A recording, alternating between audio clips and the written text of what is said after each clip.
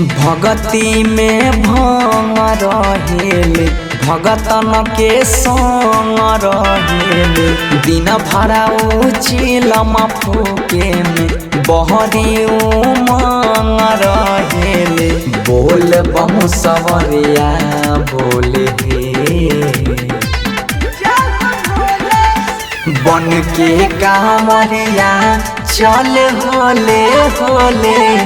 देवघर नगरिया डोले बन के कांवरिया चल होले होले देवघर नगरिया डोले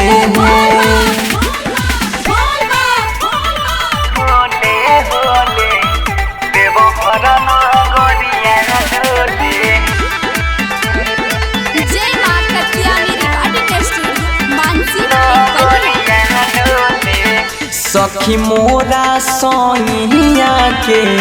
गजबे कहानी रामा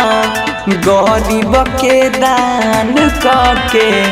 कहा बेदानी रामा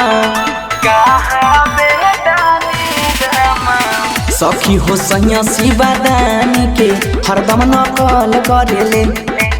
मेकअप लगा के रोज घूमत रहे शिव जैसन सकल करेले लागे शिव जोगिया डोले बन के कांवरिया चल होले होले देवघर नगरिया डोले बन के कांवरिया चल होले होले देवघर नगरिया डोले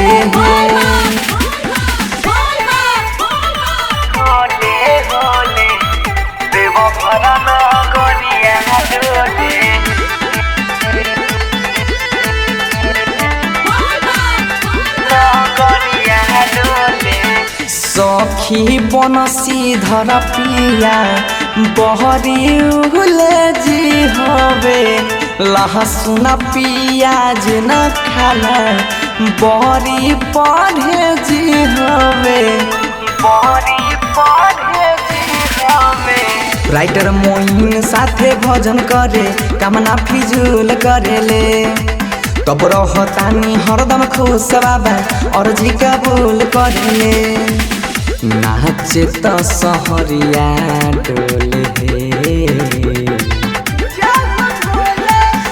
बन के कांवरिया चल होले होले देवघर नगरिया डोले बन के कांवरिया चल होले होले देवघर नगरिया डोले जय मां कत्यानी रिकॉर्डिंग स्टूडियो मानसी।